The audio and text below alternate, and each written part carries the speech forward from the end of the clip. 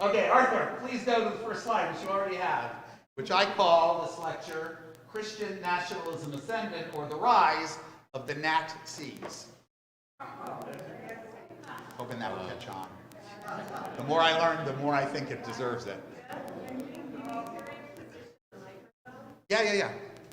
All right, that better? We got it on really loud, so. A few years ago, I gave a much more reduced talk about the rise of Christian nationalism, and I predicted at that time that it was going to crescendo and then eventually go away. And this is my way of saying, boy, was I wrong. It is getting much worse. So before I begin, I want to just make a few notes. First of all, I want to thank you. I want to give a thank you to the many people who sent me articles, videos, texts, telegrams, and smoke signals with specific examples from our local and national news about what's coming, what's been going on with this issue. And I promise I will mention them all, and so settle in, we'll be here till midnight. Seriously though, no, even though I cannot possibly mention them all, I did want to thank you.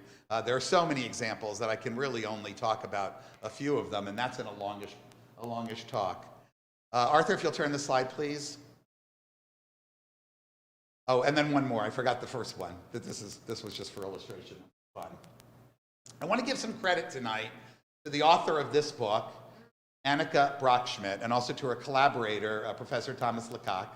Brockschmidt is the author of this book, Amerikas Gotteskrieger, America's Holy Warriors, How the Religious Right Endangers Democracy. And I will tell you, this is a book that ironically is only available in German. I happen to get a hold of, through the Bulwark and some other sources, some major translated excerpts, and they sort of help me to codify my thinking. There are other sources as well that I'll be noting as we go through the night. So let's start with the question of questions. What is Christian nationalism? What do we mean by this? Well, it's basically the idea that the United States is a Christian nation. Now, you grew up hearing this, right? And I grew up hearing this too. But this goes much further, much further. At the Federalist website, actually, federalist.com, a Christian nationalist named Karina Benson recently wrote defending the concept. She said this: the Declaration of Independence vests the sovereign power with the people. It entrusts the state with the responsibility of safeguarding the individual's, quote, creator-endowed rights. The signers, she writes, appealed to the supreme judge of the world for the rectitude of their intentions and committed themselves to the protection of divine providence. This is her words. These are her words. If nationalists believe that government should prioritize the interests of the country and the people, America first, Christian nationalists believe, as did the founders, she claims, that they must do so under the banner of God. Now, this is an obvious misreading of the intention of the founders, but listen to what she says next. The United States is not special because it's a nation chosen by God. It's special because it's a nation that chose God. The implications, she writes, are entirely biblical. Holy Scripture invites individuals from every race, tribe, nation, and language to freely enter, right, into a personal relationship with the Savior, to live by his commandments and worship him as king. It also envisages, she says, from Genesis to Isaiah, from the Gospels to the book of Revelation, the conversion of whole nations or peoples, and warns of the inevitable harm of instead embracing a culture of idolatry, depravity, and deceit. She's talking about us. Hence, we read in Proverbs that a nation without God's guidance is a nation without order. So there you have it, right from the mouths of a very, very intellectualized, that's what the Federalist movement is about, Christian nationalist. Brockschmidt responds. She brings Benton to her book. What Christian nationalists are actually advocating is a cultural and religious conversion to a dominant strand of Christian thought by everyone in this country. So much for freely coming to the Savior. Here's another definition, also published in the Federalist by Matthew Corcoran a few years ago. He defines Christian nationalism as a rejection of the religious neutrality of the late 20th century, in favor of one, a recognition that Christianity has had a unique and privileged influence on our American heritage that overshadows the importance or influence of any other religions. Number two, a conviction that a Christian understanding of the world should predominate over other worldviews in America's civil life. And three, an understanding that a nation that successfully excised or sufficiently diluted these influences could no longer be called American in the same sense as before. I hope I've made the point. I want to look at it now from a slightly less academic, or if you will, pseudo-academic standpoint. Next picture, please. Talk about this picture in just a moment. First, I want to teach you a little Christian concept. You're going to learn a few, or at least a Christian nationalist concept. You're going to learn a few tonight. First, let me introduce you to the role of what's known as a watchman. A watchman is a person who is either self-appointed, as we would recognize as the truth, or believes themselves to have been called upon to take on a whole slew of special religious obligations, but that are ultimately meant to establish a divine government by the church in order to prepare the way of the Lord and carry out the word of the Lord. Evangelist Kenneth Copeland, some of you may know who he is. He has a show called Flashpoint. He's very well known in these circles. He penned what he calls the Watchman's Decree. It's recited at most, really all gatherings these days of Christian nationalists. This is an example from, I don't know, there must have been 10,000 people here at the, reading this in unison. I almost played the recording, but it was really hard to understand, so I'm going to read it to you. But they recited in unison this pledge that I'm going to share with you now. I'm going to read the whole thing. As a patriot of faith, I attest my allegiance first and foremost to the kingdom of God and the Great Commission. That's the commission to go evangelize. Secondly, I agree to be a watchman over our nation concerning its people and their rights to life, liberty, and the pursuit of happiness.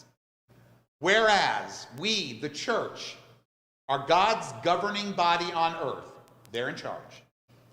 We have been given legal power from heaven and now exercise our authority. We are God's ambassadors and spokespeople over the earth. Through the power of God, we are the world's influencers. Because of our covenant with God, we are equipped and delegated by Him to destroy every attempted advance of the enemy. Look around, you'll see the enemy. We make our declarations. We decree that America's executive branch of government will honor God and defend the Constitution.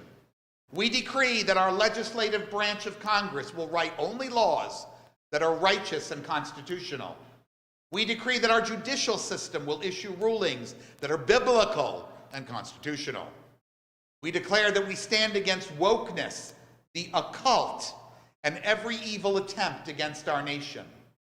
We declare and we now take back our God-given freedoms according to our Constitution. We declare that we take back influence at the local level in our communities. We decree that we take back and permanently control positions of influence and leadership in each of the 7 mountains. I'll explain the mountains in a minute. We decree that the blood of Jesus covers and protects our nation. It protects and separates us for God. We declare that our nation is energy dependent. We declare that America is strong spiritually, financially, militarily, and technologically. We decree that evil carries no power, authority, or rights in our land or over our people. We decree that we will operate in unity, going beyond denominational lines in order to accomplish the purposes of God for our nation. And we decree that America shall be saved. By the way, in the printed edition, that's all in caps. We know this country was founded on Judeo-Christian principles. Talk about that later. We know the truth, therefore we stand for truth and will never be deceived. Capitalized again. We will never stop fighting. We will never, ever, ever give up or give in. We will take our country back. The emphases are theirs. We will honor the one true God. And then a bunch of Bible stuff I'm not going to bother you with, just because it's too much already. Now, so far I've only shared with you their words. No one should argue that I'm exaggerating this. No one should think that I am somehow being hyperbolic or blowing this out of proportion or saying that this is fringe in any way. Next slide, please. Now, none of this is really new. It's been going on for a long time. It began with the rise of the religious right in the 1970s. That's when Jerry Falwell and Pat Robertson and others began to explicitly mix politics and evangelical religion, which, by the way, was previously very unpopular in evangelical circles. They were gathering in, coming in. This was the spiritual realm. They believed the world was not right, but they didn't believe they should take over the government in order to answer that. And there were many conservatives who had very, very big problems with this. Noteworthy for this was Barry Goldwater, who warned in a very now famous speech about it. By the way, his wife was one of the co-founders of Planned Parenthood in Arizona. Just to give you a little bit of perspective here. One of the major outcomes of this, of course, was the founding of the Moral Majority and other fellow traveler groups. That one founded in 1979 by Jerry Falwell, not the one we know now, who's got his own problems. But in any case, none of this began with Trump. None of this began 4 years ago, 5 years ago. Certainly his authoritarian populism, which I'm going to talk about, of course, brought it to the heights of power. But it's been a threat for a long time now, and I would say, notably, our movement has been in the forefront. You have an opportunity to go to sherwinwine.com, which is being revamped. There's going to be thousands of lectures on there. Search the Moral Majority. Search some of these things. Sherwin was outspoken. In fact, my speech got a little overtaken at one point with all the quotes, so that's the only reason I'm not quoting him, is because it would have been all Sherwin. But he was very pointed about this. And that's before it moved to front and center in our nation. In 2006, Michelle Goldberg, a columnist for the New York Times, had already written a history of Christian nationalism in a book called Kingdom Come, where she reviewed what had happened until 2006. Maybe, again, like I was, a little bit too optimistic that this may be coming to an end someday. She writes, under the Bush administration, we already had a constantly shifting menagerie of conservative Christian pastors, homeschool groups, political action committees, and even judges who made it their mission to, quote, restore America to something that matched their deeply conservative understanding of Christianity. Their core project, she wrote, was to reject secular society and replace it with one where the Bible, or at least their interpretation of it, was the sole arbiter of truth. You were already seeing under Bush, she says, this systematic creation of an entire alternative reality that really started on the Christian right in terms of the creation of not just alternative science, but the idea that secularism, all of secular knowledge, history, and reality was just one worldview, and then anything that emerged from secular presuppositions should be ignored. Now, in her book, she traces its origins to an offshoot of a fringe theology called Christian Reconstructionism. So throughout the 20th century, preachers you never heard of advocated for this kind of complete transformation of American society into this full-on conservative Christian theocracy. Public schools, for instance, in their mind, should be closed and replaced with religious institutions. They even suggested implementing the death penalty for LGBTQ people, women who had sex out of wedlock, and others they believed to be sinners, Sounds a little like Gilead, right, in that novel by Margaret Atwood and the TV show. This theology, though, morphed into something slightly more respectable. Today we call it Christian dominionism, or dominion theology. Dominion theology, like much else in Christian nationalism, has scriptural roots, or at least according to their interpretation. And there is, of course, in Genesis, a passage in which Adam and Eve are commanded by God to have dominion over the earth, in a popular English translation. Those who believe it, it means that Christians now must take up this charge in the political realm. America should be ruled by, even exclusively made up of, conservative Christians. All of this, and so much more, was on display in that Watchman's decree, which is repeated over and over. One of the things that came from that, you heard, was the 7 mountains.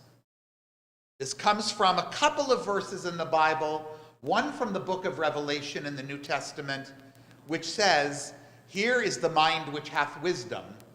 The 7 heads are 7 mountains." You know, the book of Revelation has the 7-headed, anyway, not worth getting into. What are the 7 mountains that they've figured? Of course, all in the Bible, right? Family, religion, education, media, entertainment, business, and government.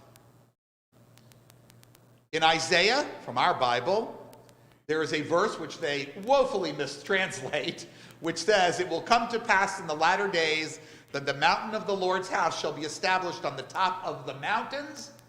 And those are the mountains they think are being discussed in Revelation. And in order to reestablish the Lord's house, you must take control of the 7 mountains, just as they declared. Until that happens, there will be no end times.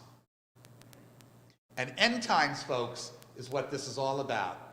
The rapture, the assumption to heaven, and the punishment for the rest of us. Now, in terms of American nationalism, it's impossible, Christian nationalism, it's impossible to understand it without also taking a look at long-standing Christian right-wing historical revisionism. This has spread through their movement. It's a revisionism that begins with the kinds of lies, really, about the intent of the founders that I mentioned earlier in Karina Benton's quote. And these lies teach that they intended, the founders did, to create a Christian nation, not one that would be religiously neutral, that would welcome all peoples and faiths. That particular letter by George Washington be damned. Some sociological research by Samuel Perry and Andrew Whitehead, who wrote a book called Taking America Back for God, it's an analysis of this movement, reveal that this historical, mythic, one might call it nostalgia, is a highly significant element of the Christian nationalist worldview. This is what permits her to write, "We are the nation that chose God." Surveys that they've analyzed, including one published by Baylor University, which, as you probably know, is not exactly a secular place, reveal that white Christian Americans who agree on the following ideas are also powerfully identifying themselves with this nostalgic, mythical story of America at a very deep level. These are the kinds of people who say that the United States is a Christian nation. They deny any need for separation of church and state. They view as favorable government advocacy of specifically Christian values and beliefs. They welcome authoritarian approaches that will ingrain these ideas in our culture.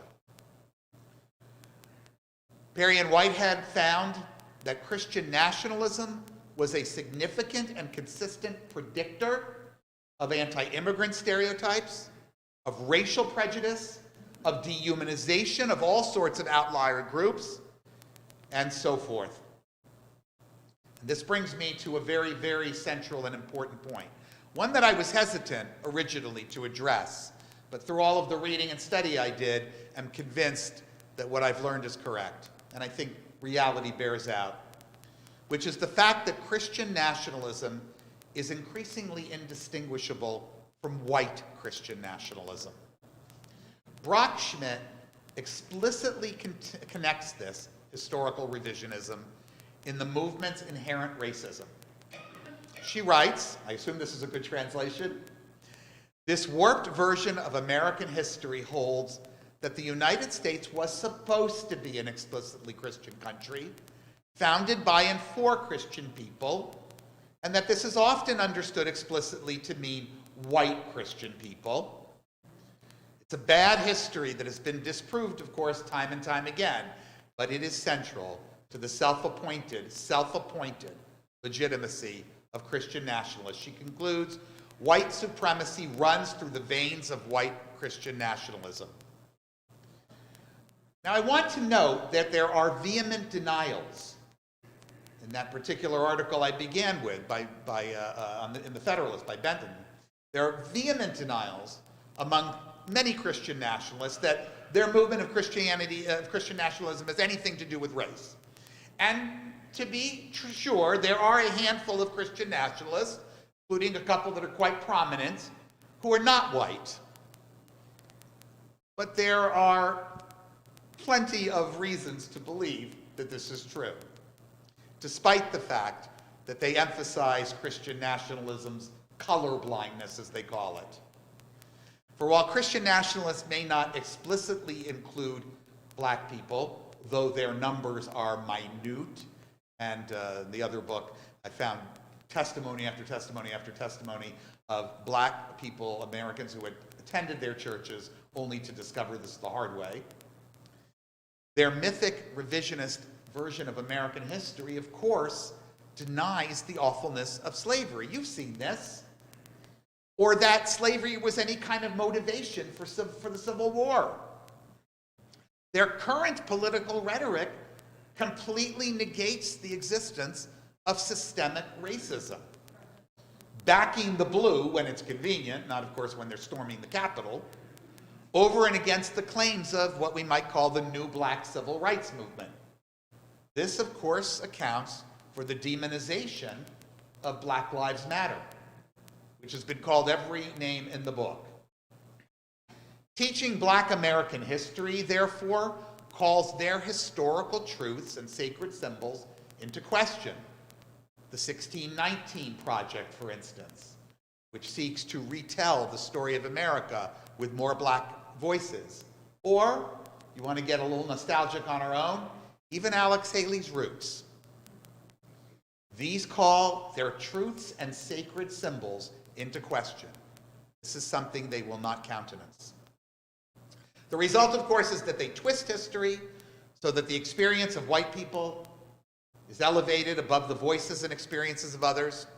This is why, and I've spoken about it on Friday nights before, they have labeled critical race theory something they barely understand, but which they know violates their myth as racist. Proclaiming, as one of their leaders recently did, "We will not have our students indoctrinated with progressive politics, critical race theory, and other racist, divisive policies." You see how they turn racism on its head. Passing laws. Over 25 states are considering or have passed laws that preclude teachers from exploring American or state histories of enslavement if any student should feel discomfort, guilt, or anguish on account of the individual's race or sex. All right, this is important, but so is a lot of the rest of what I need to say. So I'm going to move on. We could devote a seminar to that. A course. The next picture, please.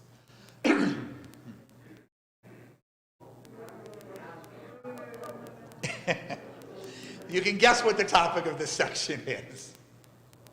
What was, after all, Trump's role here?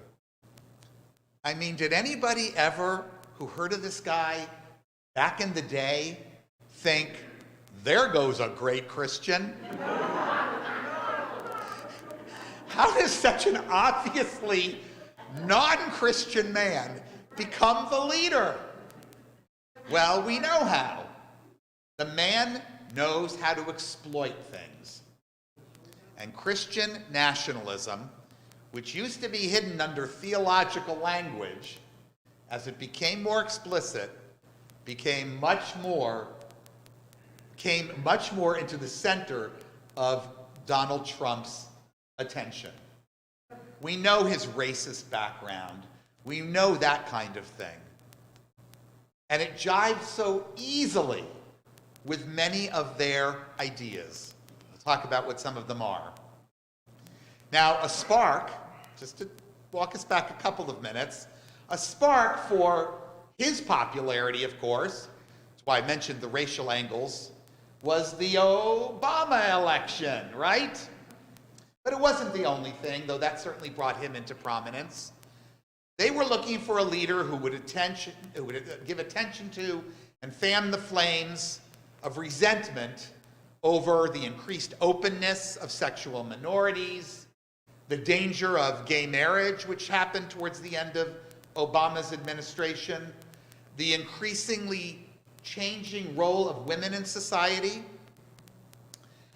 the perceived takeover of politics in our country, was not true, of course, by the progressives, demonized as Antifa.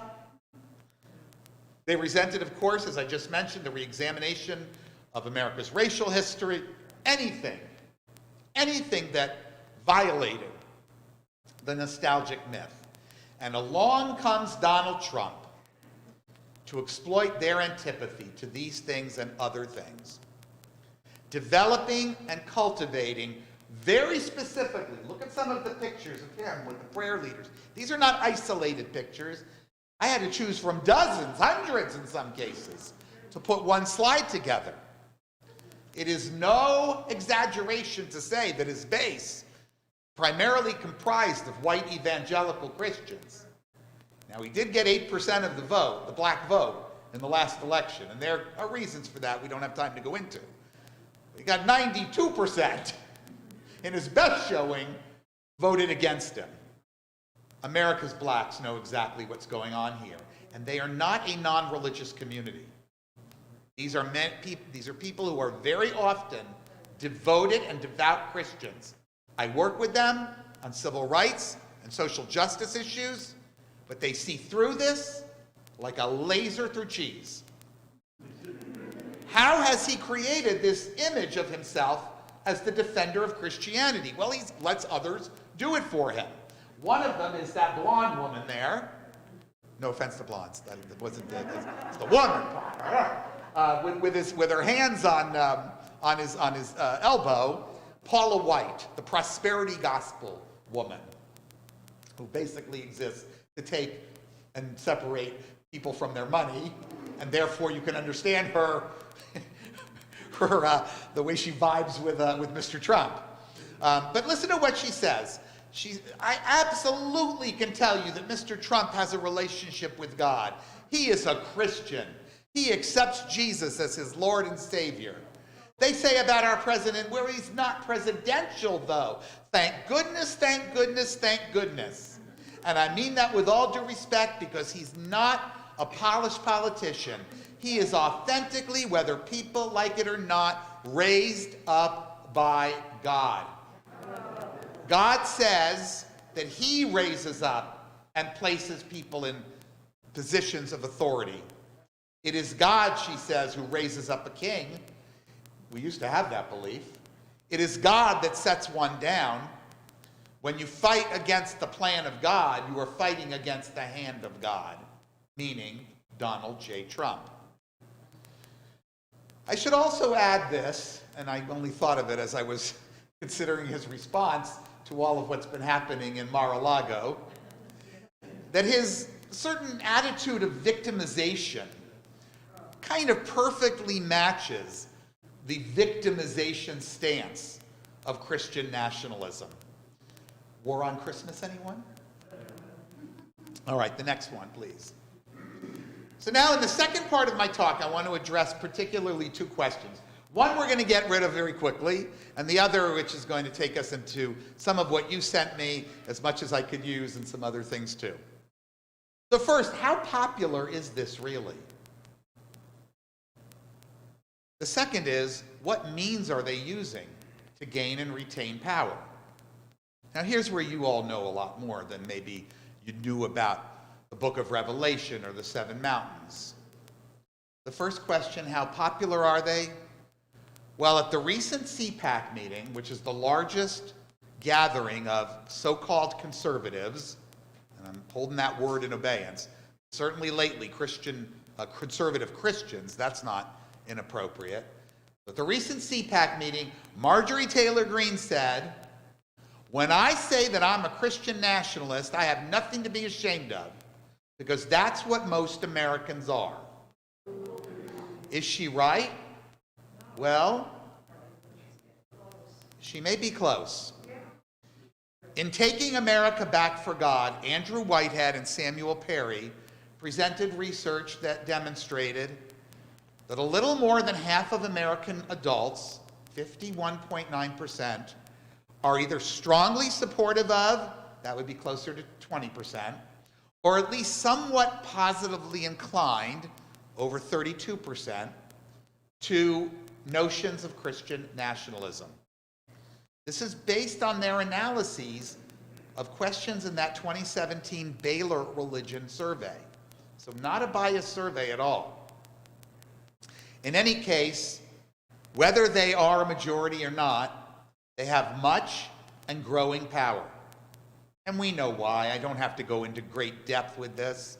We have inherent issues with our Constitution. It was written for a different era, with different people in mind. The Electoral College is a disaster. The composition of the Senate makes it highly unrepresentative, that Montana or Wyoming receive 2. Or I'll even say Rhode Island, with liberal state, receive 2, and California receive 2. We have gerrymandering. We may have taken care of that to a great extent here in Michigan, but we know that it is a plague in many other states. So the question of popularity is really secondary to the question of the means by which they are using to gain, as they have, and now retain the great power that they possess. Let's start with, and this is probably the most significant piece that I'm going to talk about, the courts. The courts are the source right now of a growing erasure of the separation between church and state.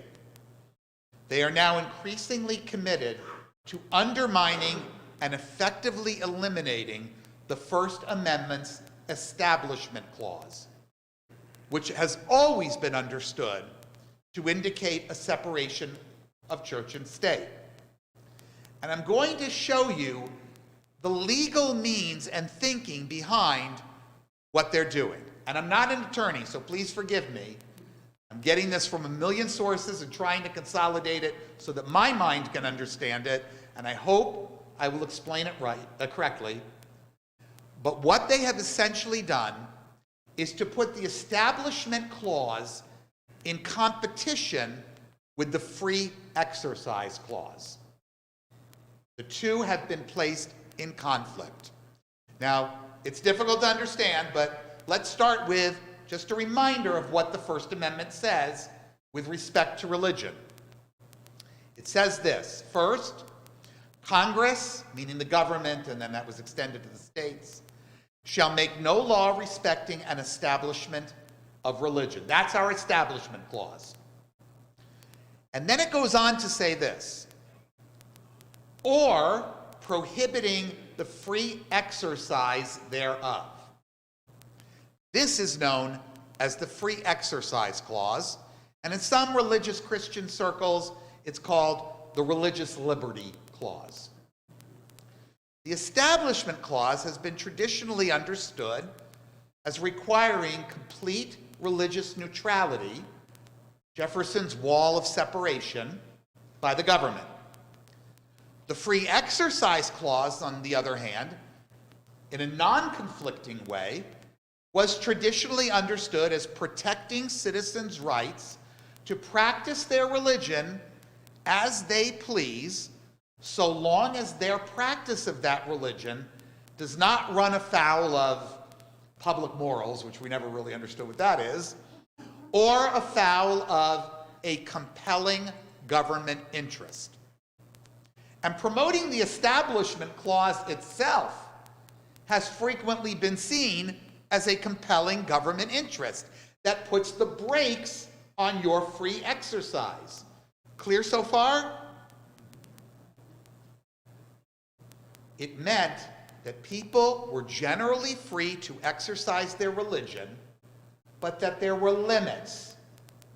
And those limits did not allow you to practice your religion in violation of neutral or generally applicable laws. Those could include anti-discrimination laws, such as those that ban discrimination against LGBTQ people.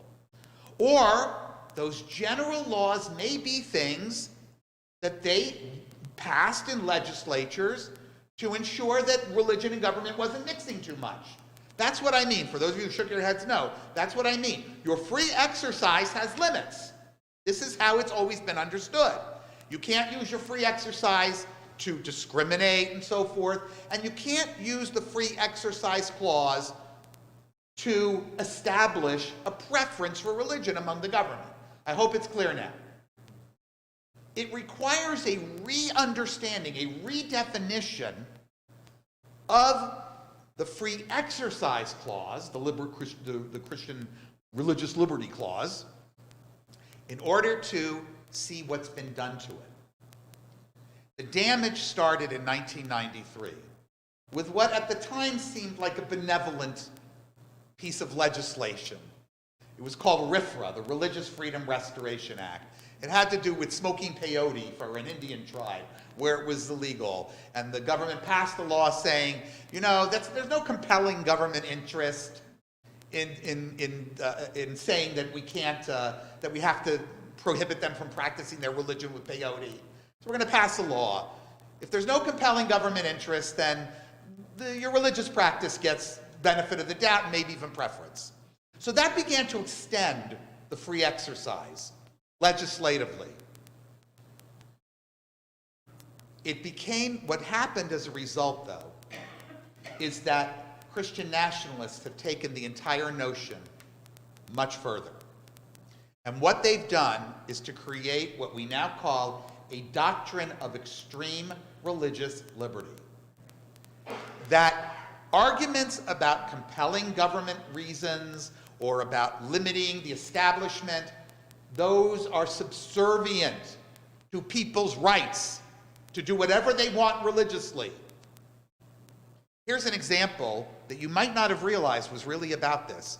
It was just decided this session when the court ruled 6-3 in the case of Carson versus Macon that Maine and other states must fund private religious schools if they fund any private schools at all, regardless of whether those funds are used for religious instruction or worship.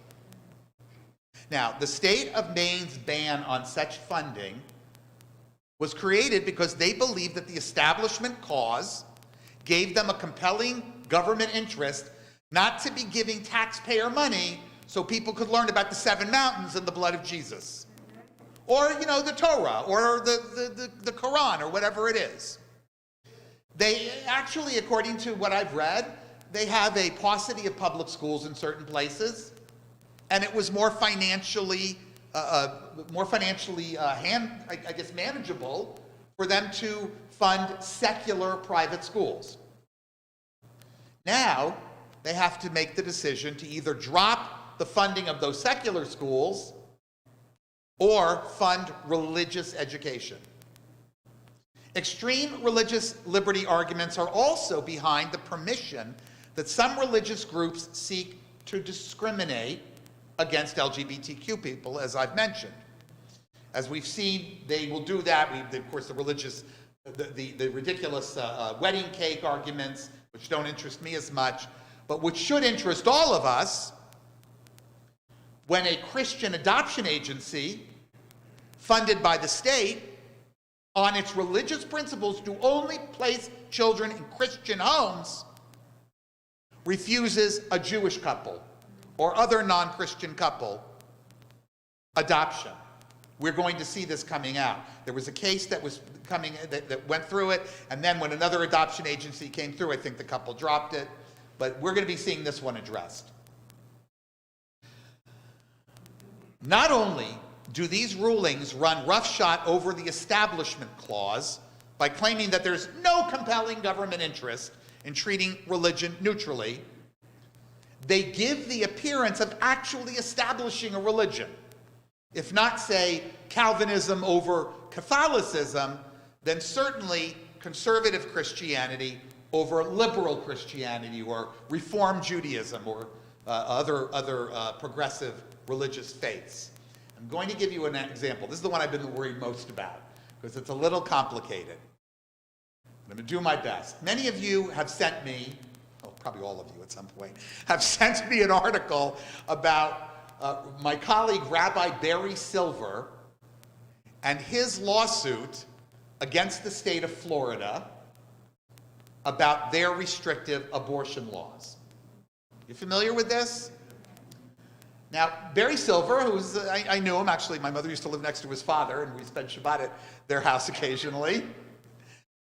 Rabbi Silver and his supporters decided to use the Free Exercise Clause in their claim that Florida's restrictive abortion law denies them their free exercise of religion by ignoring liberal Jewish rights and sometimes recommendations for abortion. We all know this. This has been discussed quite a bit since Dobbs. It was mentioned at that wonderful National Council of Jewish Women. I know I'm not supposed to say this, God bless them. One of the best organizations the Jewish world has ever produced. At that wonderful assembly that we had with hundreds of people at Temple Israel after Dobbs, it was discussed. Some of us had similar arguments, we never got them to court, about same-sex marriages. There were Reform rabbis who said, hello, it's my religious commitment to join a same-sex couple in matrimony. You're violating my free exercise. That one never got to court. Well, now you would think, checkmate, Christian nationalists. See what will happen if you take free exercise too far? Well, as it turns out, and you don't have to look as far as you used to, some Christian nationalists are already addressing this. And it's their legal scholars, and they have them, as you know. Many of them went to Yale or Harvard. They are writing and beginning to teach that religious liberty, in order to be worthy of protection when it is sought, can only be worthy of protection for people following religions that believe that they must obey God or be punished. A Reformed Jew who believes in their heart that abortion must be allowed up until a certain point, and that their rabbi must be allowed to advise them to go forward and have one if their health is in danger, that person will not be punished for not having an abortion by God. This is a Christian nationalist test, religious test, that proposes that some groups' free exercise is more important than others. That in order for a government to violate your free exercise of religion, your religion must include a religious obligation to God about whether you should do or not do something. Imagine a case of an Orthodox Jewish prisoner who says, I must keep kosher. Under this doctrine of extreme religious liberty, yes, because he believes by not keeping kosher, he will face God's consequences. It's not true exactly according to Jewish law, but okay, the Christians would see it that way. But a Reform Jew who requests kosher food in prison, You don't have to give it to him. He doesn't really believe that God will punish him. He doesn't really believe he has to observe this, maybe the Sabbath. He might like doing it, but it's not an obligation, it's a preference. And religious preferences are not free exercise. They're just, stuff you like. This is recorded in journals now, Christian nationalist-backed journals. I read several articles about them. One of them, I hate to say, was by a Jew, but clearly one who identifies very much with Christian nationalism. They're there too. In a sense, what's occurred here then, and I hate to say this is fringe now, but so was dominionism 6-7 years ago. What they are talking about is the establishment of religion. It is not what the founders were thinking of precisely. They were worried that America would become Presbyterians versus Catholics. That was their experience in the British Isles. But today, Catholics and evangelical Christians, they share a white Christian nationalist agenda in many cases. And in fact, there's an argument to be made that abortion emerged as the number one issue because while Protestants weren't that concerned about it in the 1970s, Catholics were. And this brought them onto the train. All right, moving on. One last First Amendment issue. It also, I think, is probably the easier way to understand how free exercise is being abused. This is the well-publicized recent session decision in Kennedy versus Bremerton School District. You know the one. I hope you read my commentary about it, where SCOTUS sided with a public school football coach who demanded the right to pray with his players after games at the 50-yard line. They claimed that this was a personal, the justices who ruled in his favor, that this was a personal religious exercise and could not be forbidden. There's no compelling government to do so. Nothing like that all the kids are coerced. I invite you to think about how this will play out when a Muslim coach takes the 50-yard line. All right, let's move on. I'm going to go through these a little bit more quickly. In the interest of time, I'm not going to reiterate all of the things that we've talked about. The second means, I think, that by which they are going to retain or trying to retain power is authoritarianism, very much part of the Trump agenda, but also very much part of many gubernatorial agendas too. There are many state legislatures that have been weakened and are so subservient to the will of their governors due to gerrymandering that they've essentially become rubber stamps. We see Ron DeSantis, also Abbott over in Texas, but DeSantis is the one I chose, being a native Floridian, a great example of this. Consider how he handled that Disney Corporation decision. Now, I'm not going to get into the merits of whether there should ever have been this special district. I was always against it as a Floridian. But he immediately canceled a 60-year-old agreement this thick that will have enormous repercussions because he ordered the legislature to do it without thinking, without reading the bill, to punish Disney for taking a stance that was pro-gay. He has essentially, through his own personal commission, redistricted the entire state. There was no discussion about it. Rubber stamp. He is removing elected officials. You saw Andrew Warren, elected twice as state's attorney for Florida's 13th Judicial District, removed from office. He tried, and thankfully some court prohibited him from this, to prohibit private businesses from conducting inclusivity training. At least one federal court has ruled that to be a bridge too far. You can't tell a private company what they can or cannot say when they're doing a training like that that's non-discriminatory. He'll make an argument it's discriminatory, and who knows what it will look like when it works its ways up. His executive orders prohibiting businesses from requiring masks, et cetera, et cetera. Why call this authoritarian? Well, as Catherine Stewart pointed out in that recent New York Times op-ed piece that I mentioned, it's important to remember that Christian nationalism is not a social movement. It does not arise from the grassroots. It does not aim to satisfy the real needs of its base. We know what their real needs are. It's a leader-driven movement, and the leaders set the agenda.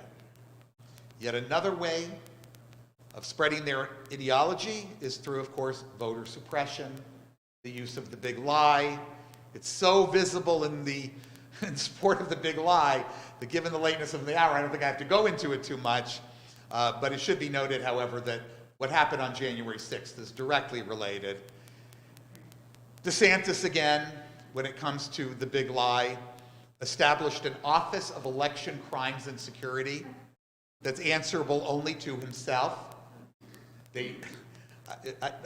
Ask me afterwards, and I'll tell you what they recently did, how they're embittering the lives of 20 people, former felons, who were told they could, upon passage of a law that the people voted for, registered to vote, have now been arrested and incarcerated for doing what they told was legal.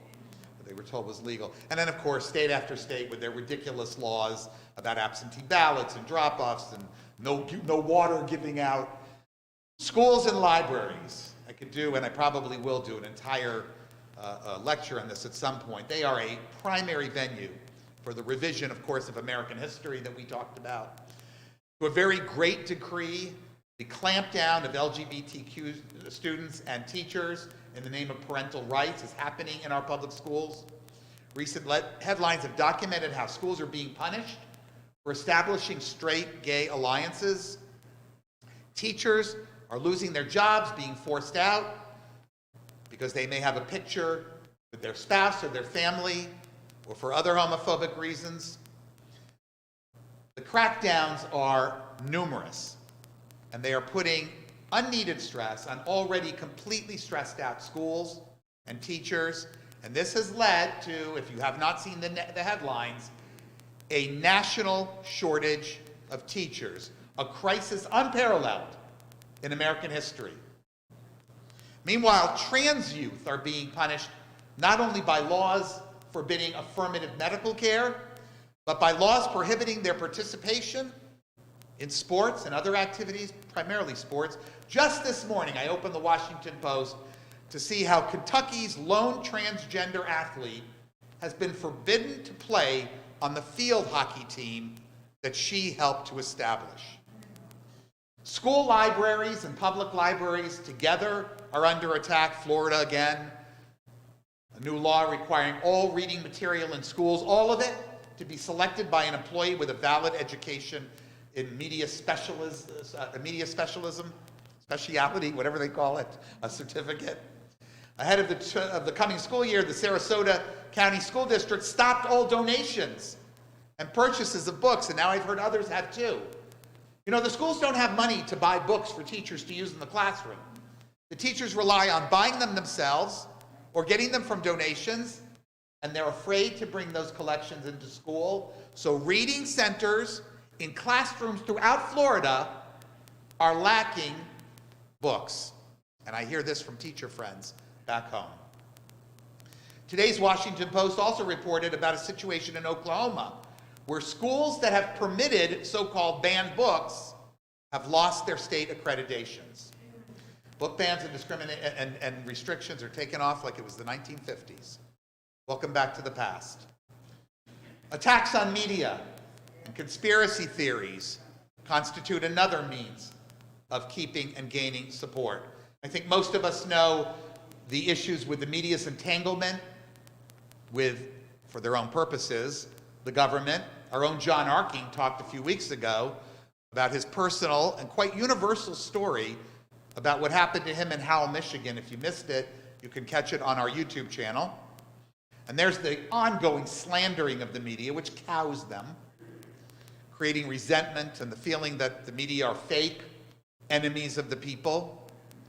And the way that the right follows the Steve Bannon playbook. Jonathan Rauch's book that I reviewed a few months ago spoke about his invention of flooding the zone with shit, meaning creating so much chaos in the news that it's impossible to pay attention to any one thing for more than a moment. Now, Conspiracy theories, of course, are exploited by them, if not created by them. There's overlap. There are tributaries and streams to all of this. The alt-right, the masculinity crowd, the incel crowd. They draw those people in to gain and keep power.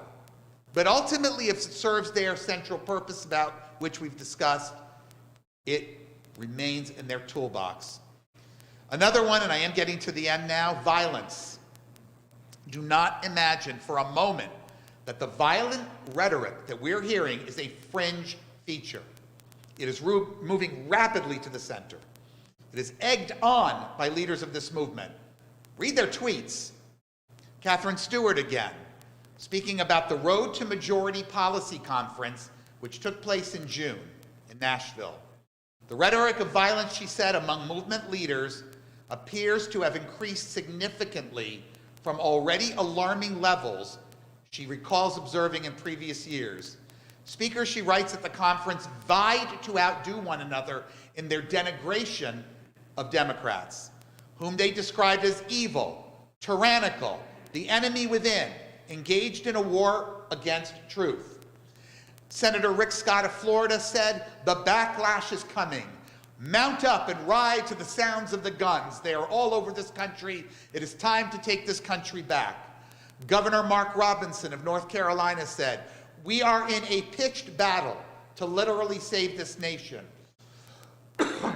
Referring to a passage from the New Testament that Christian nationalists often use to signal their militancy, he added, "I don't know about you, but I've got my pack on, I got my boots on, I got my helmet on, I got on the whole armor." It is not a stretch to link this rise in verbal aggression to the disinformation campaign that indoctrinated the Christian national base in the big lie. The movement is preparing patriots, and much the way communists would call each other comrade, they now address each other as patriot. They are ready for this continuing assault on democracy.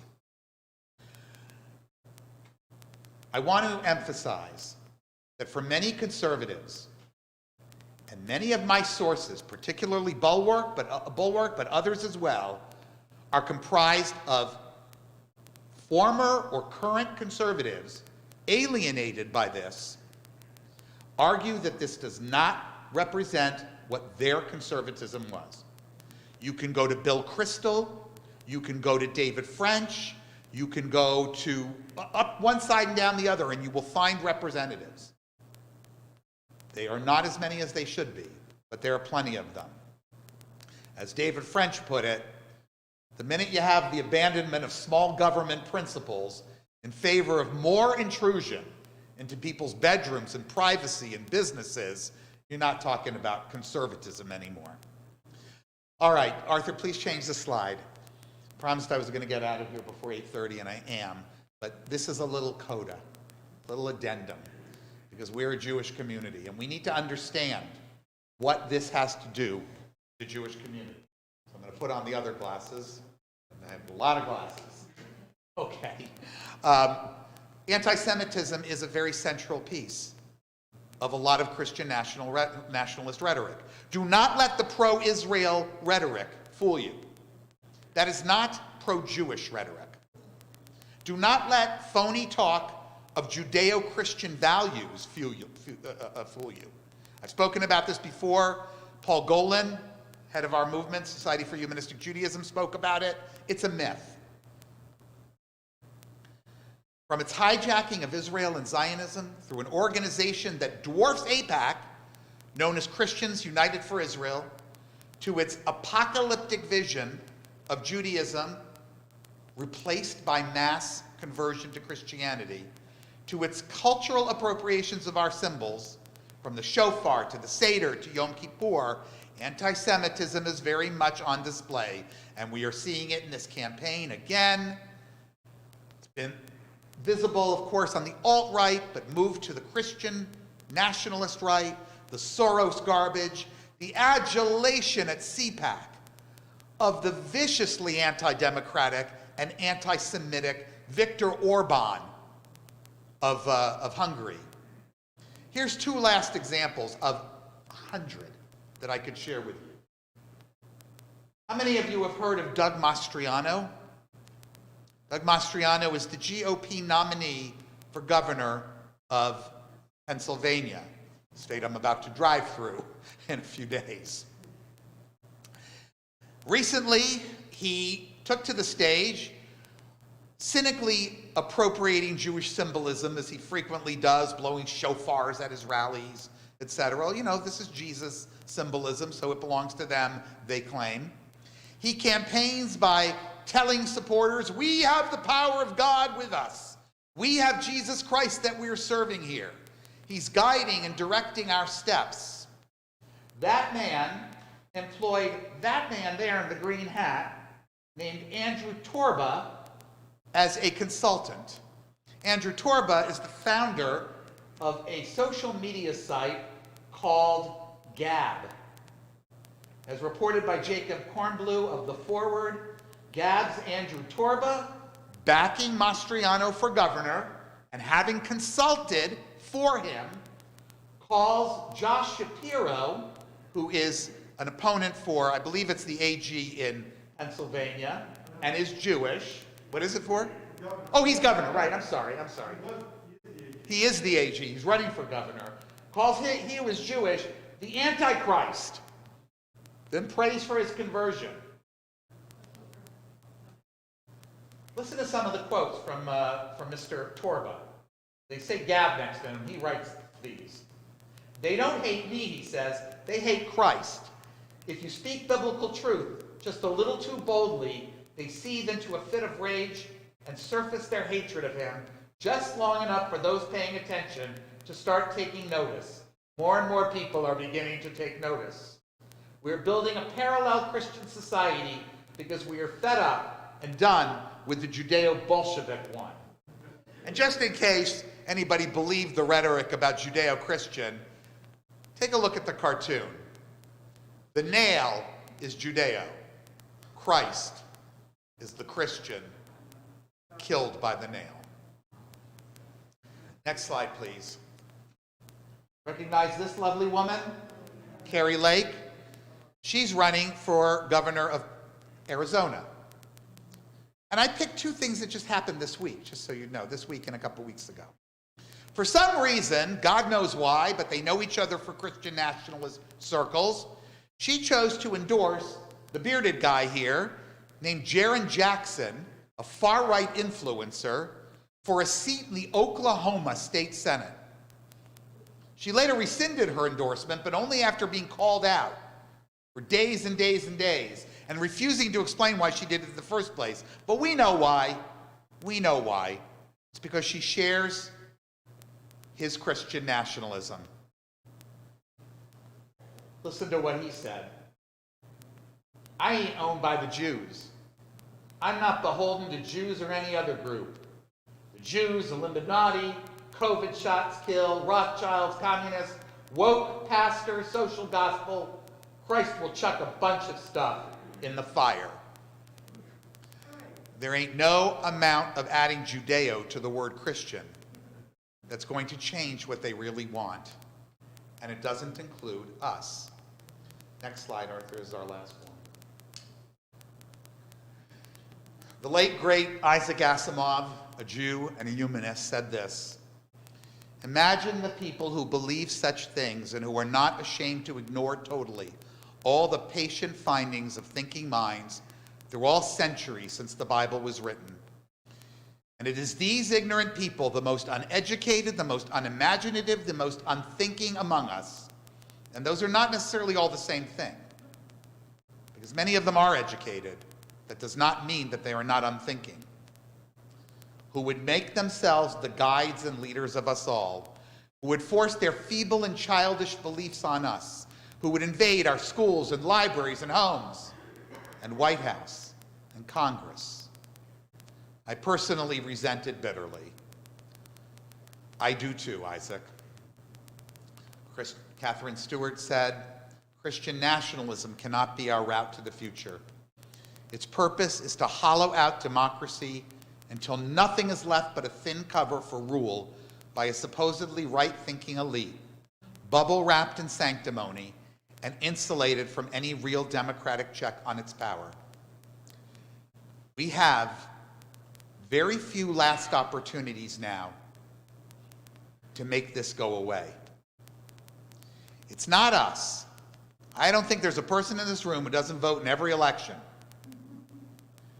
But your children, your grandchildren, your friends and neighbors who may not be paying attention, they need to be aware that when we say our democracy is in danger, it may not only be from the Christian nationalists, but it is primarily exploited by and will be taken advantage of by them. Vote. Thank you, everybody.